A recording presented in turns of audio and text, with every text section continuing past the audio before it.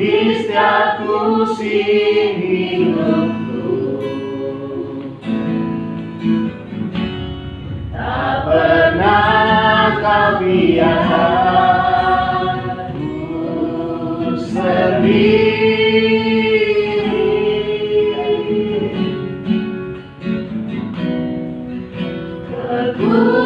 Kekuatan di jiwaku adalah bersamamu. Tak pernah ku ragukan kasih-Mu. Katakan bersamamu Bapa. Bersamamu Bapa, ku lewati semua, berkenanmu yang teguhkan hatiku. Engkau yang bertindak, memberi pertolongan,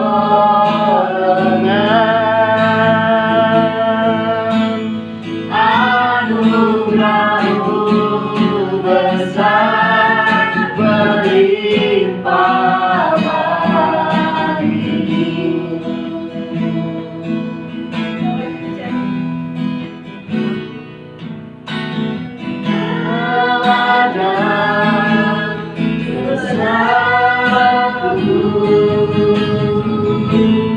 Di setiap musim hidupku,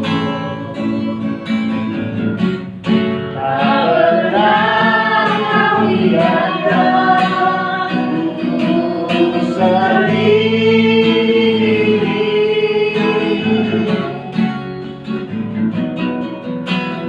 Kekuatan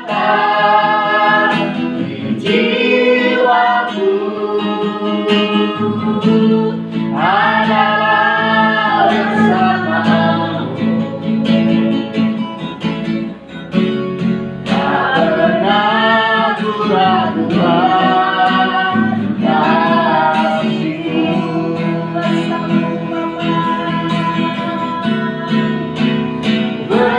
Bersamamu Bapa, ku lewati semua,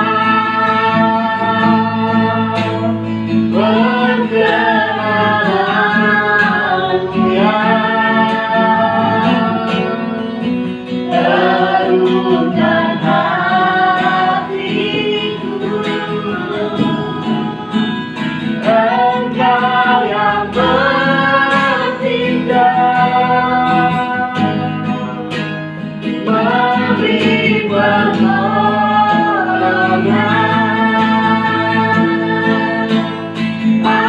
anugerah-Mu besar berlimpah bagiku. Kita berdiri katakan bersamamu Bapa. Bersamamu Bapa, ku lewati semua,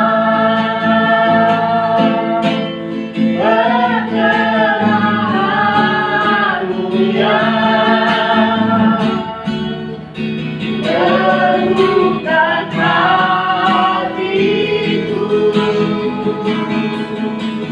Engkau yang bertindak, memberi pertolongan,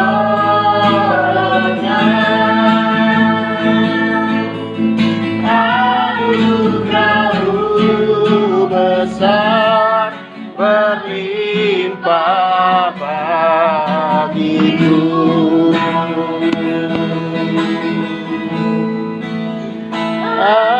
Anugerah-Mu besar berlimpah bagiku.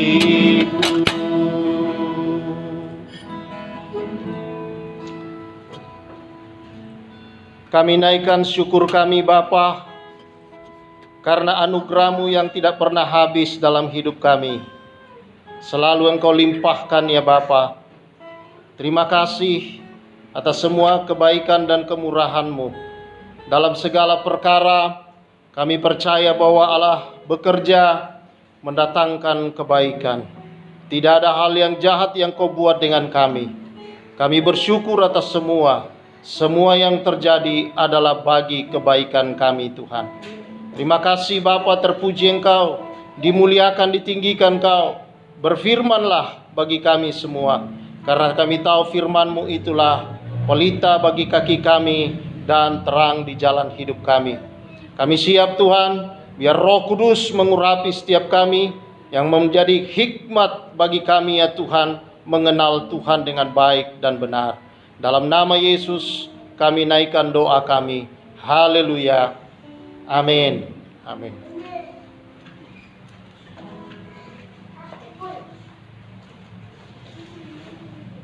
Shalom. Kita bersyukur atas kemurahan Tuhan memelihara kita selalu. Dalam segala perkara Allah kita adalah Allah yang senantiasa menyertai, dan segala sesuatunya yang terjadi bekerja bersama-sama mendatangkan kebaikan bagi kehidupan kita. Mari kita membaca firman Tuhan. Kali ini saya mengambil firman Tuhan dalam 1 Korintus pasal yang ke-10. 1 Korintus pasal yang ke-10.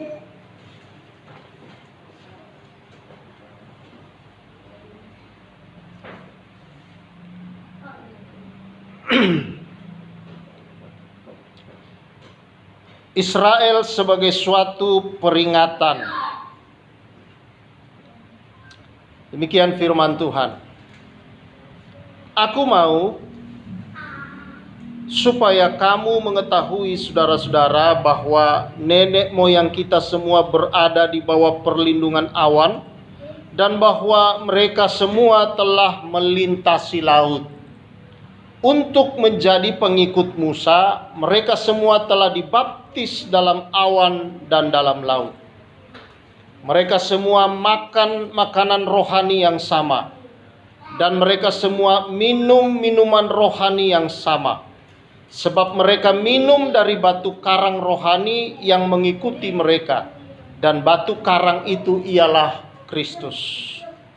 Tetapi sungguh pun demikian, Allah tidak berkenan kepada bagian terbesar dari mereka. Karena itu mereka ditewaskan di padang gurun. Semuanya ini telah terjadi sebagai contoh bagi kita, untuk memperingatkan kita, supaya jangan kita menginginkan hal-hal yang jahat seperti yang telah mereka perbuat. Dan supaya jangan kita menjadi penyembah berhala, sama seperti beberapa orang dari mereka. Seperti ada tertulis, maka duduklah bangsa itu untuk makan dan minum. Kemudian bangunlah mereka dan bersukaria. Janganlah kita melakukan percabulan seperti yang dilakukan oleh beberapa orang dari mereka, sehingga pada suatu hari telah tewas 23.000 orang. Dan janganlah kita mencobai Tuhan seperti yang dilakukan oleh beberapa orang dari mereka, sehingga mereka mati dipagut ular. Dan janganlah bersungut-sungut seperti yang dilakukan oleh beberapa orang dari mereka, sehingga mereka dibinasakan oleh malaikat maut. Semuanya ini telah menimpa mereka sebagai contoh dan dituliskan untuk menjadi peringatan bagi kita yang hidup pada waktu di mana zaman akhir telah tiba. Sebab itu, siapa yang menyangka bahwa ia teguh berdiri, hati-hatilah supaya ia jangan jatuh. Pencobaan-pencobaan yang kamu alami ialah pencobaan-pencobaan biasa yang tidak melebihi kekuatan manusia. Sebab Allah setia, dan karena itu Ia tidak akan membiarkan kamu dicobai melampaui kekuatanmu. Pada waktu kamu dicobai, Ia akan memberikan kepadamu jalan keluar, sehingga kamu dapat menanggungnya. Sampai di situ pembacaan kita. Nah, jemaat yang dikasihi oleh Tuhan Yesus Kristus, bagian firman Tuhan ini dikatakan adalah sebuah peringatan buat kita yang hidup di perjanjian baru.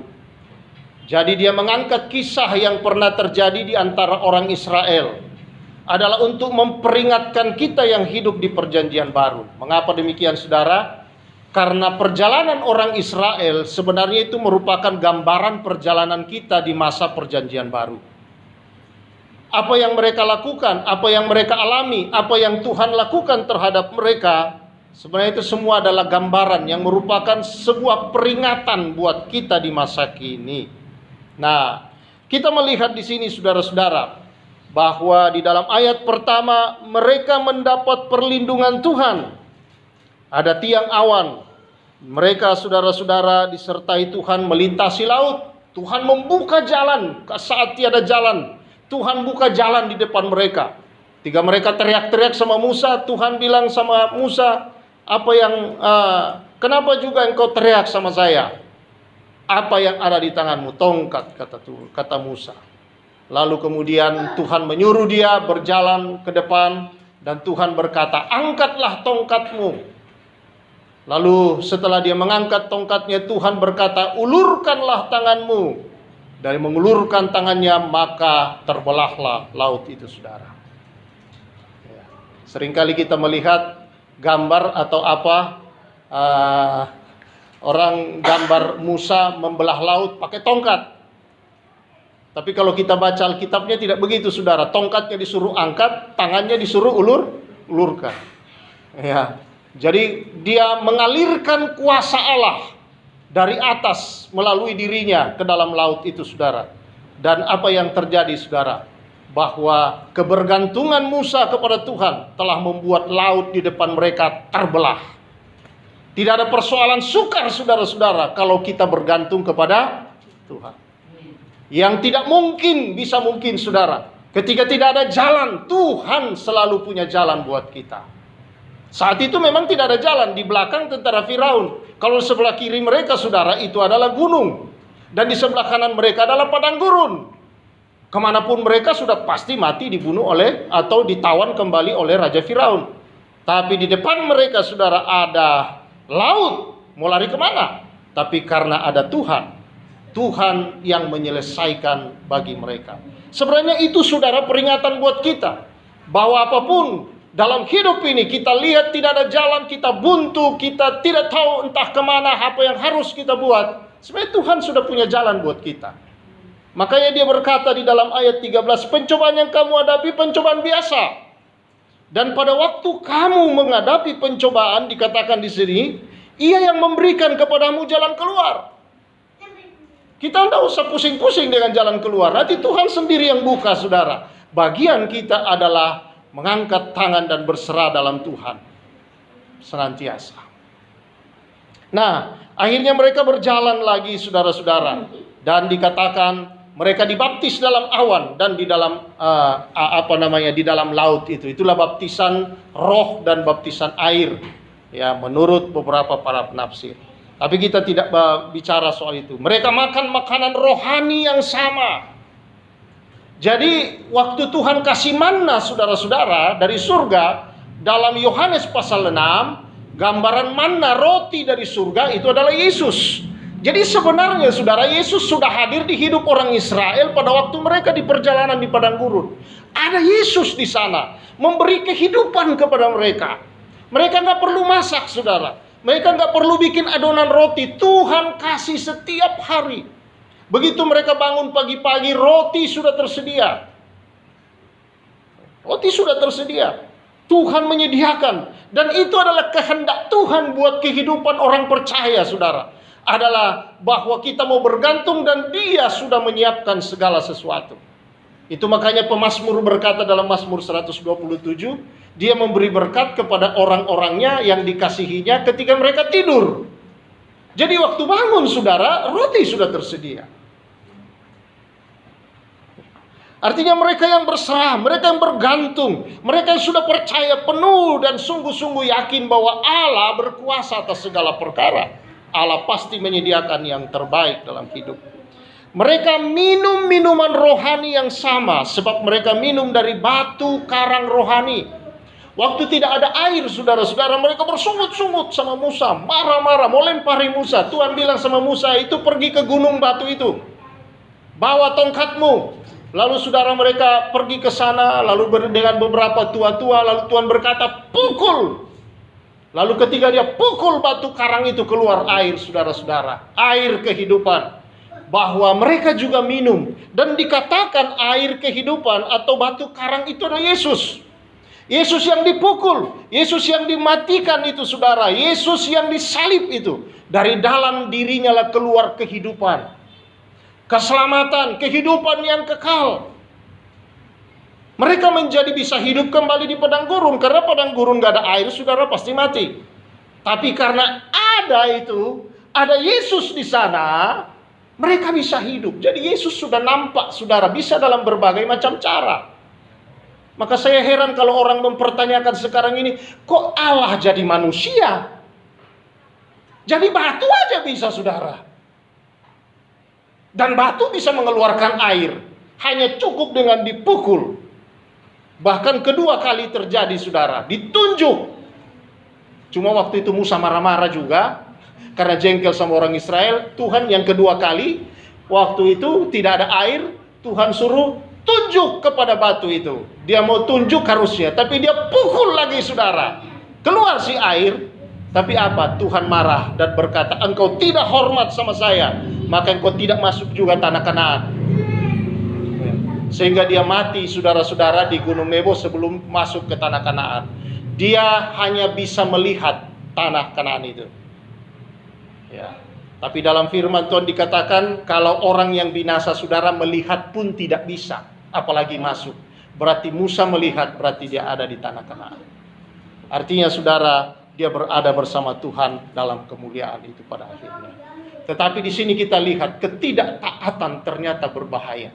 Musa tidak boleh melihat tanah perjanjian itu, saudara, hanya karena satu kesalahan Musa sepanjang dia mengikut Tuhan, yaitu disuruh tunjuk batu, dia pukul karena dia marah.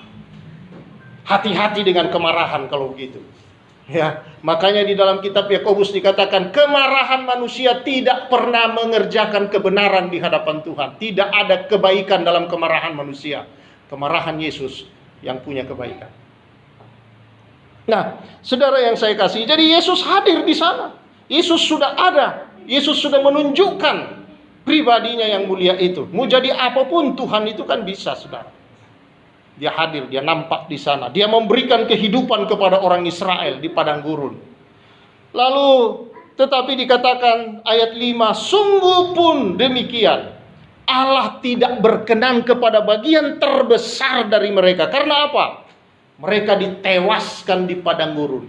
Mengapa, saudara-saudara?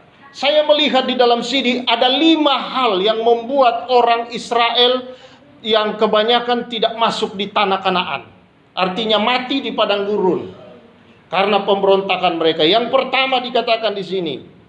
Yang pertama adalah ayat yang ke-6, semuanya ini terjadi sebagai contoh bagi kita. Jadi itu contoh dan memperingatkan kita supaya kita jangan menginginkan hal-hal yang jahat. Saudara-saudara, kenapa Alkitab mengajar kita cukup? Kenapa Alkitab mengajar kita bersyukur, saudara-saudara? Karena nafsu manusia itu selalu merasa tidak cukup. Dan kita mudah dikuasai oleh rasa tidak puas dan rakus. Ya. Selalu manusia demikian, saudara. Nah, bangsa Israel begitu, dikasih roti dari surga, bersungut-sungut. Mereka bilang, apaan ini? Hambar segala macam. Ya. Dan itulah dosa yang terjadi, saudara, adalah menolak persediaan Allah dalam hidup mereka. Tidak puas, lalu minta daging. Waduh, kita mau makan daging juga. Tapi Tuhan baik, saudara, dikasih daging. Tuhan bawa burung puyuh sore hari, begitu banyaknya bertebaran seperti pasir ke tengah-tengah orang Israel. Mereka tinggal tangkap, mereka tinggal makan. Luar biasa, saudara. Jadi di bawah pemeliharaan langsung oleh Tuhan, naungan langsung oleh Tuhan. Jadi begitu, tinggal makan, tinggal minum, tinggal segala macam. Waktu malam dingin padang gurun itu, saudara, dinginnya luar biasa. Ada tiang api, Tuhan hadir dalam tiang api supaya apa? Mereka waktu malam tidak kegelapan. Ya, mereka waktu malam tidak kedinginan karena Tuhan menghangatkan, melindungi mereka dengan tiang api. Pada waktu siang, karena cuaca yang begitu panas di padang gurun, saudara, Tuhan hadir dengan tiang awan. Tuhan meneduhkan mereka, sehingga mereka tidak harus kepanasan di padang gurun. Betapa baiknya Tuhan dengan orang Israel. Tapi mereka tidak pernah puas. Mereka selalu marah-marah. Mereka selalu, saudara-saudara, menyalahkan Musa, pemimpinnya, menyalahkan Tuhan. Tuhan membawa kami ke sini untuk dibunuh. Waduh, Tuhan mau bawa mereka ke tanah perjanjian, saudara. Bilang mau dibunuh. Mereka mati karena apa? Kesalahan sendiri. Tuhan kasih batasan-batasan supaya mereka semakin baik hidupnya. Tapi mereka lebih memilih keinginan diri sendiri.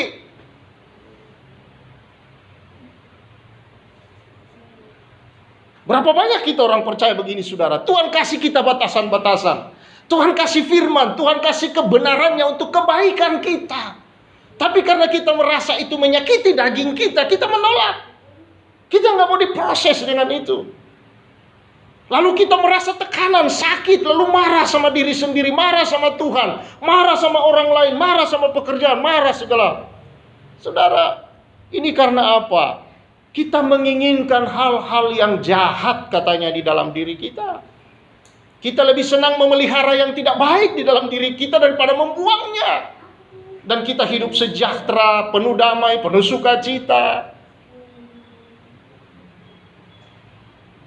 Ini dosa yang pertama, saudara, yang membuat mereka tidak bisa masuk dalam kerajaan, dalam tanah Kanaan, tanah perjanjian Allah itu. Dosa ini, saudara, adalah dosa karena terlalu banyak keinginan hal-hal yang jahat di dalam diri mereka. Janganlah kita demikian, saudara. Janganlah kita menyimpan di dalam diri kita kalau kita tahu itu tidak baik, itu tidak benar, itu menyakiti orang lain, menyakiti Tuhan apalagi. Lebih baik, saudara, kita mau korban sakit dipotong keluar supaya hidup kita berbuah. Hidup kita diberkati dan menjadi berkat. Saudara-saudara yang saya kasih dalam Tuhan Yesus Kristus.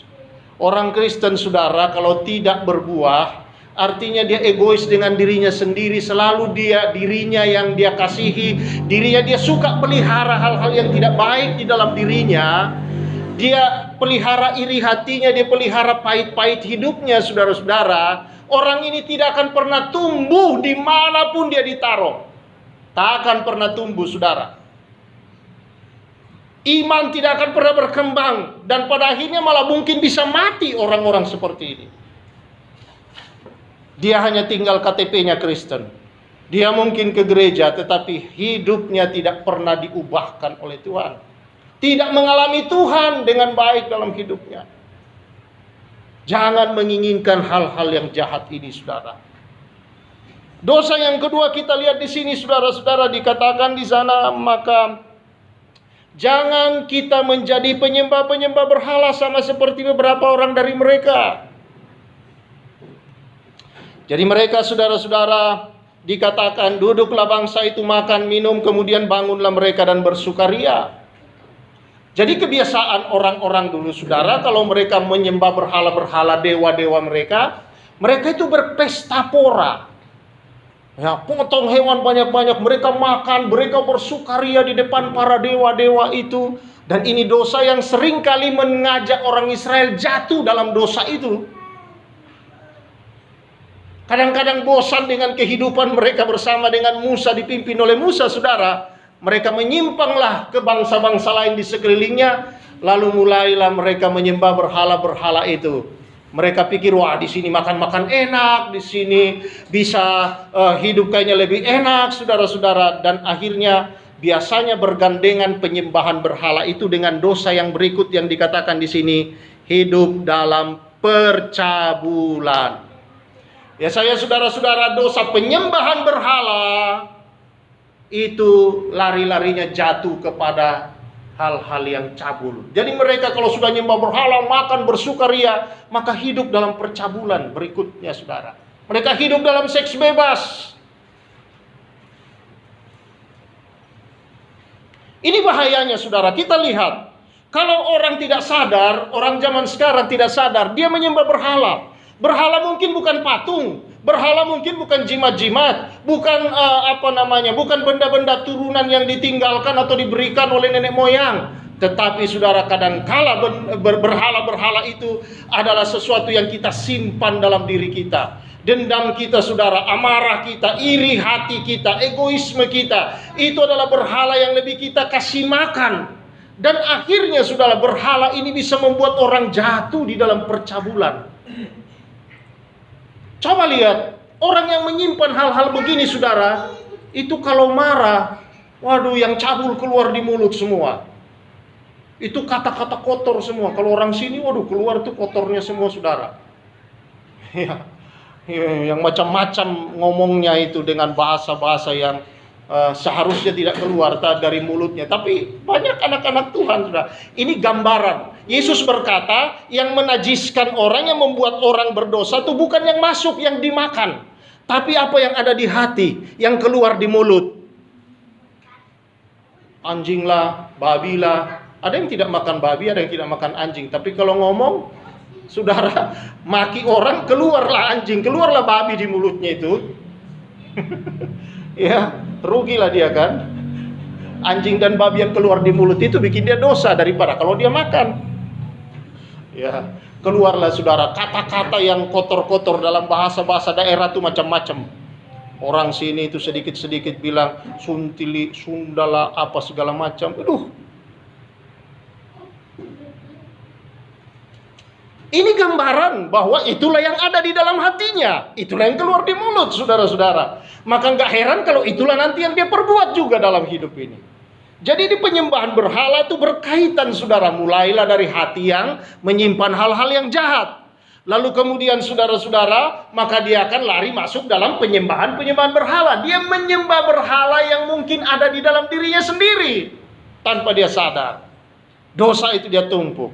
Lalu kemudian saudara-saudara, dia mulai keluarlah hal-hal yang buruk dari hidup kita.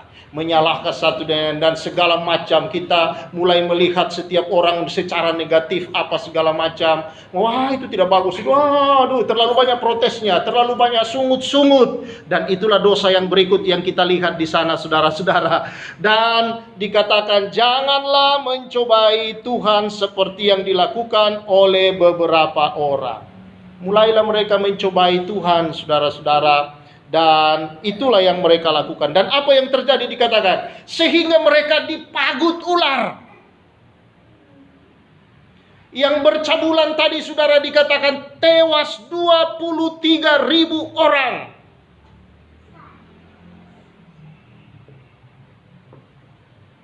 Ini dosa-dosa yang membuat orang Israel ini tidak masuk tanah perjanjian. Dan ini peringatan buat kita di zaman sekarang, kata Alkitab, kata Rasul Paulus dalam kitab Korintus. Hati-hati kamu terjebak dengan dosa yang sama, membuat kamu tidak masuk nanti tanah perjanjian yang dijanjikan Tuhan dengan tanah surgawi itu. Ini yang mungkin dikatakan oleh para pakar teologi jatuh dari kasih karunia, katanya.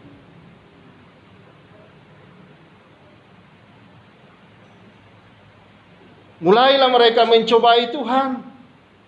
Marah-marah sama Tuhan. Katanya Tuhan tuh bisa begitu. Tanya Tuhan, mana Tuhan? Kok saya udah doa sekian lama, mana? Mulailah kita kecewa, mulailah kita cemas, mulailah kita khawatir dengan segala hal.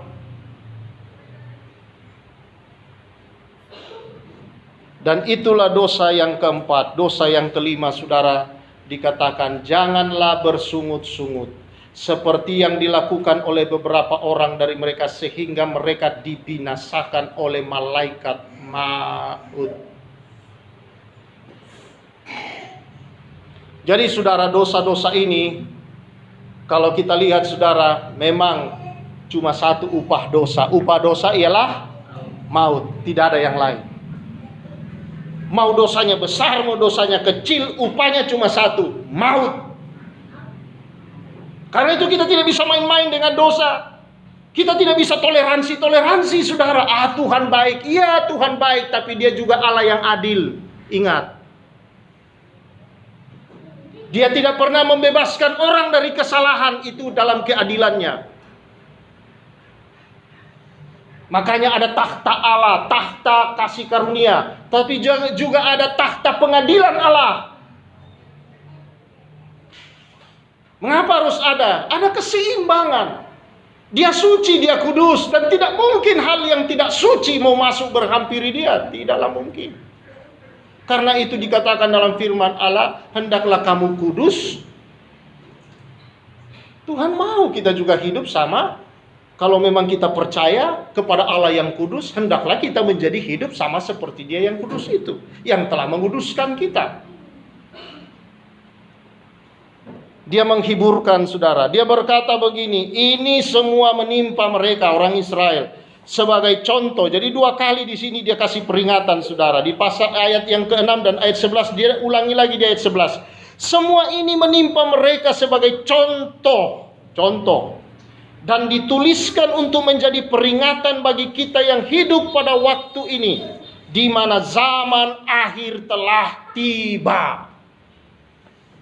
Kita ini lebih dekat kepada penghakiman terakhir. Harusnya hidup jauh lebih mau menguduskan diri.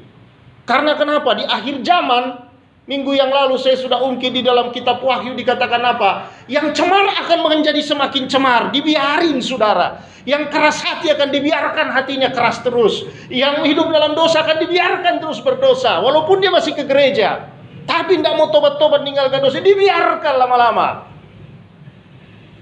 Tetapi yang kudus dikatakan akan semakin dikuduskan. Mereka yang mau sungguh-sungguh mau hidup dalam Tuhan akan dibuat Tuhan semakin kudus hidupnya. Amin.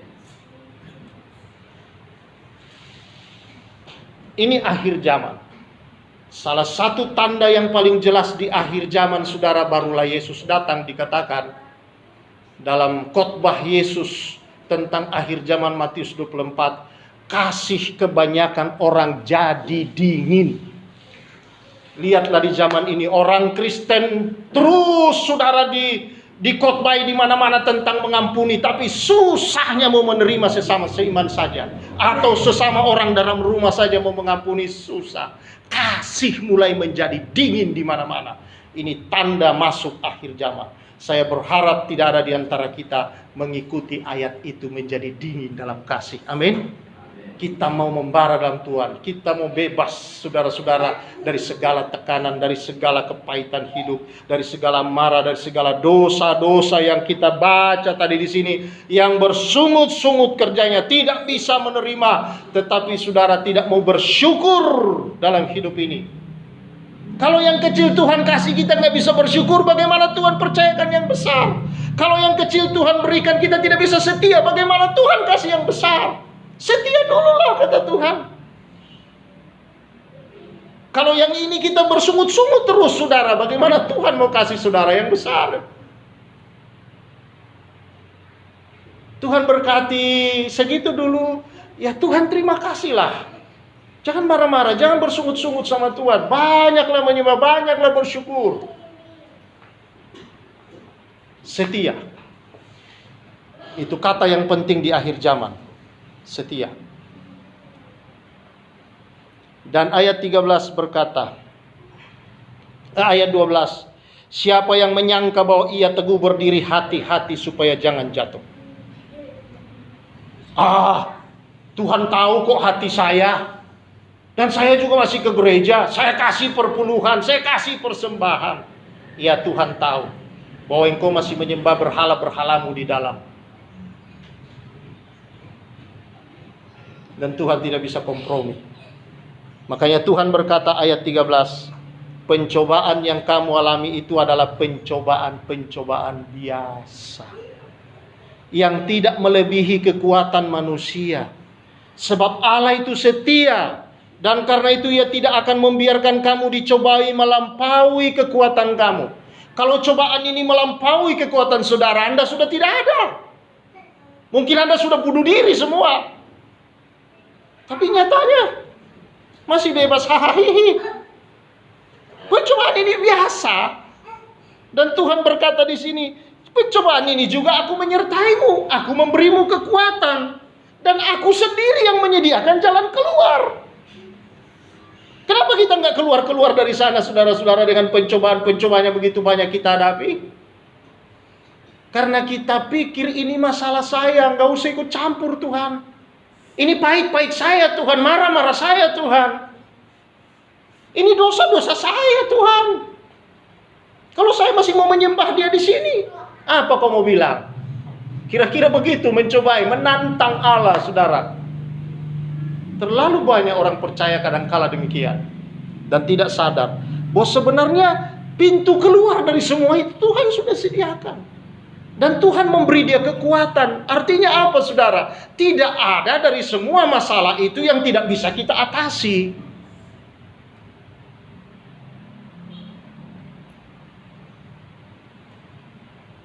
Kalau kita bersama dengan Tuhan. Makanya ada pepatah berkata, kita tidak bisa melarang burung untuk lewat atau hinggap di kepala kita. Tapi kalau dia mau buat sarang, kita bisa tolak dia.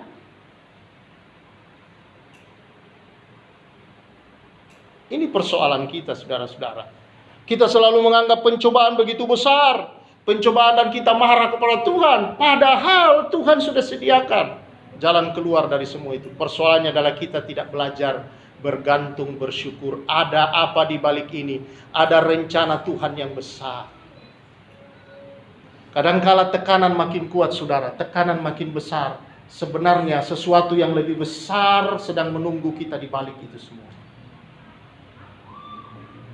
Makin gelap awan kita lihat di sana, percayalah saudara, di balik awan itu selalu ada matahari yang jauh lebih berkuasa daripada awan. Ada saudara di sini pernah pergi tidur lalu tidak berharap bangun lagi waktu malam? Kita semua waktu tidur kan, apalagi tidur doa, Tuhan terima kasih, bla bla bla bla bla. Dan besok pagi Tuhan kau membangunkan kami dengan tubuh yang segar, bisa beraktivitas. Terima kasih. Loh, saudara, belum juga bangun, udah berdoanya besok pagi bangun. Kenapa saudara-saudara? Kita tidak berpikir bahwa saya tidur lalu saya tidak bangun lagi. Kita selalu berpikir bahwa setiap saya tidur itu istirahat, besok saya bangun. Dan ketika malam hari, saudara, kita sudah memikirkan segala sesuatu tentang esok hari. Bahkan belum kejadian apa besok, lusa, sebulan yang akan datang, kita udah khawatir duluan. Iya enggak? Belum kejadian tuh. Besok mau jadi apa, lusa mau jadi apa, tapi udah takut duluan kita menghadapi hari esok. Ini bukti, saudara-saudara, bahwa Allah kita mengajar kita iman. Itu bahwa iman itu mungkin memang belum kelihatan, tetapi sudah ada bukti, yaitu janji Allah. Amen. Menjanjikan kita itu semua. Dan walaupun belum kita lihat dengan mata jasmani, mata iman kita mengatakan, Tuhan terima kasih sudah tersedia. Amen. Itulah iman. Iman itu sepertinya kita melihat sesuatu yang orang lain tidak bisa lihat di balik tembok.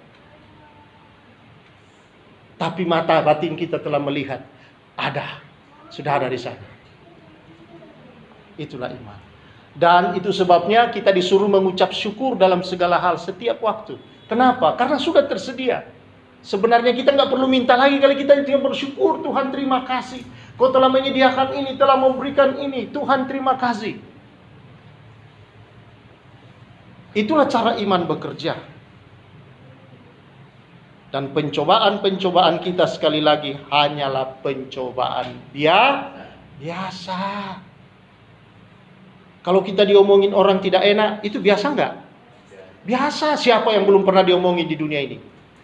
Presiden aja saudara-saudara diangkat memimpin satu bangsa. Satu bangsa ngomongin dia tuh. Itu presiden kita. Presiden Jokowi sudah turun dia hari ini saudara. Prabowo naik. Coba. Kalau kita buka medsos, buka TV. Atau kita tanya dari 270 sekian, 80 sekian rakyat Indonesia. Ngomong semua tuh. Hari ini lagi pada ngomong, wah selesai Jokowi.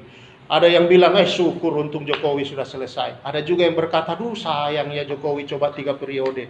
Masing-masing saudara-saudara. Ada yang pro, ada yang kontra. Jadi hidup itu biasa. Biasa. Di dunia ini saudara ada orang yang tidak pernah bergumul dengan masalah makan, minum, atau keuangan. Saya kira semua orang pernah bergumul.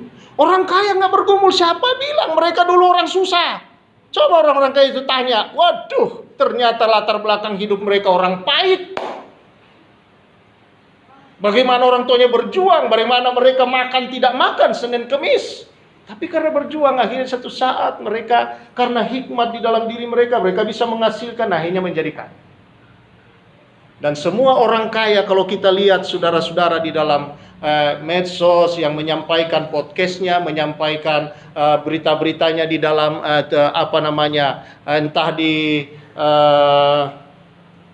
wawancara, entah di dalam talk show, entah di mana saja di dalam media-media massa atau di medsos saudara-saudara, selalu mereka berkata bahwa orang yang kaya, orang yang berbahagia itu yang hidup bersyukur.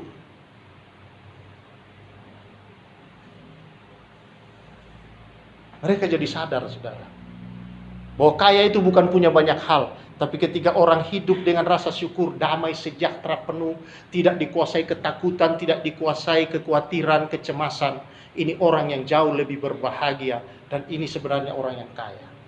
Daripada kalau punya banyak hal tapi stres, mau tidur minum obat.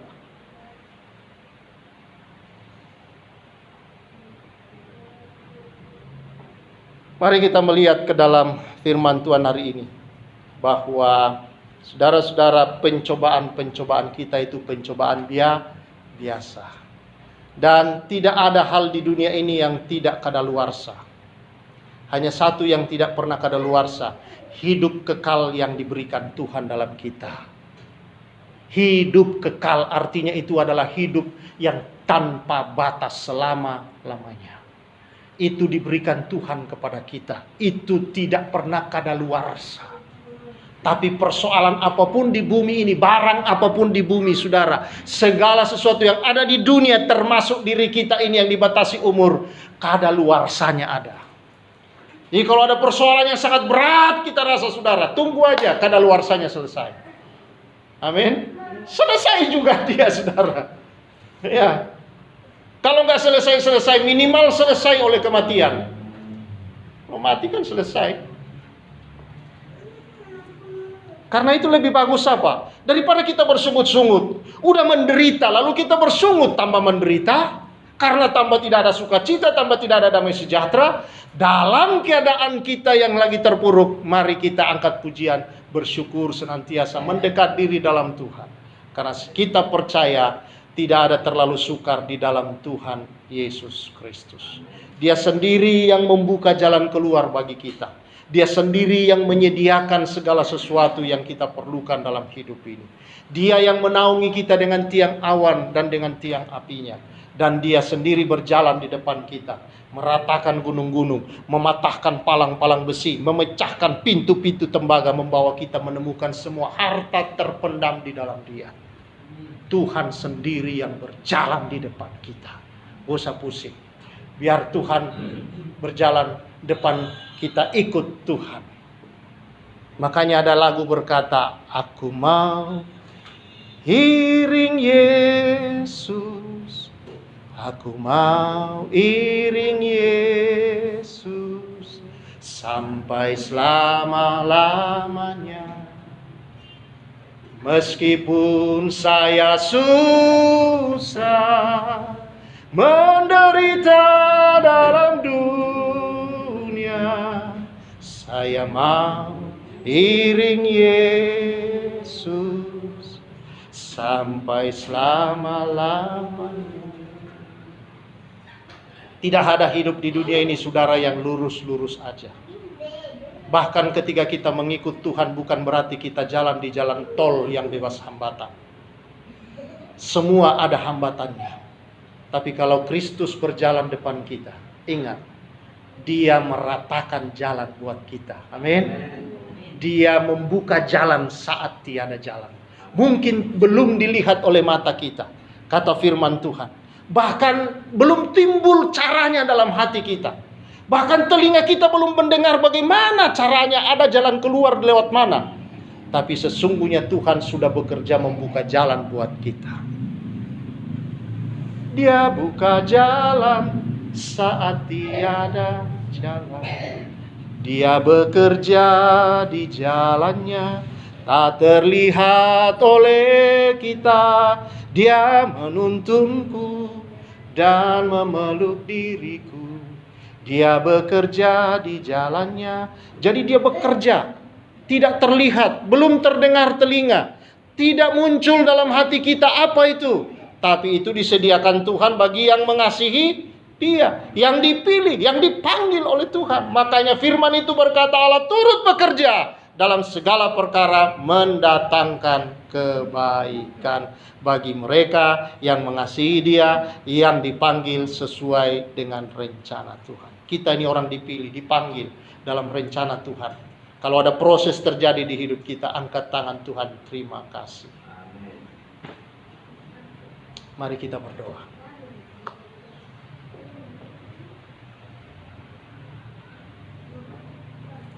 Terima kasih Yesusku, terima kasih Yesusku.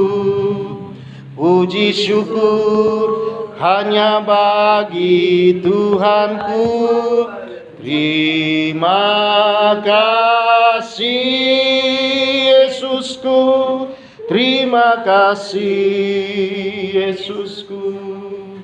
Puji syukur hanya bagi Tuhanku.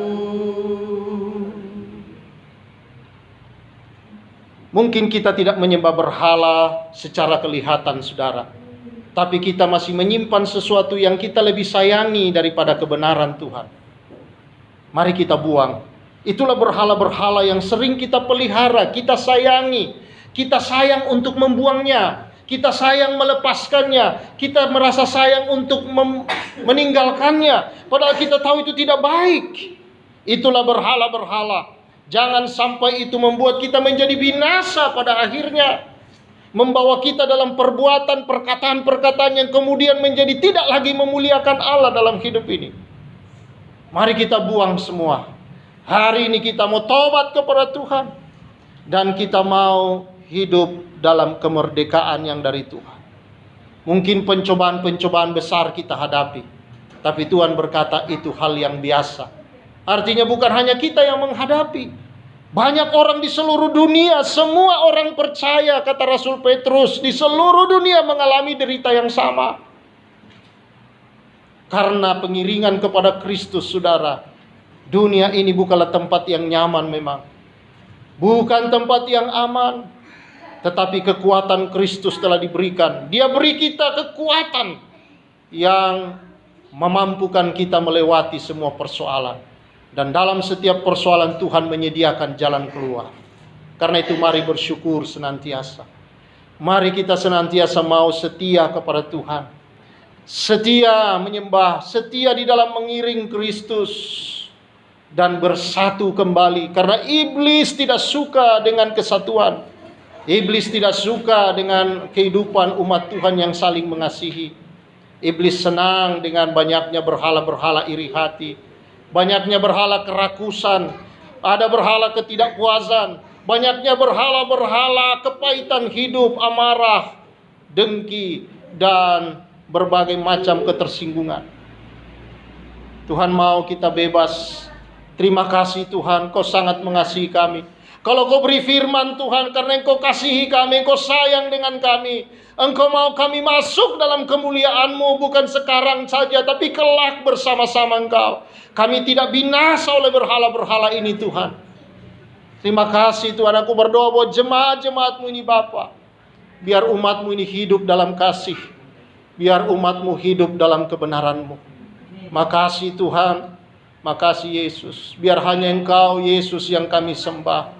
Dan kami boleh berkata, sekali Yesus tetap Yesus, dan hanya Yesus yang kami sembah. Terima kasih Tuhan. Berkati umat-Mu ini Tuhan. Biarlah hidup dalam penyembahan yang benar, di dalam roh dan kebenaran kepadamu ya Tuhan. Dalam nama Yesus. Haleluya. Amin.